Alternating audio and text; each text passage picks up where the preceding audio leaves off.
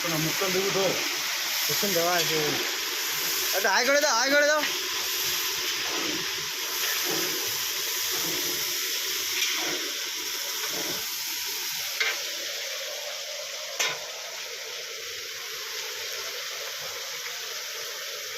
এটা কি মুড়ি ঘন্ট হবে রে?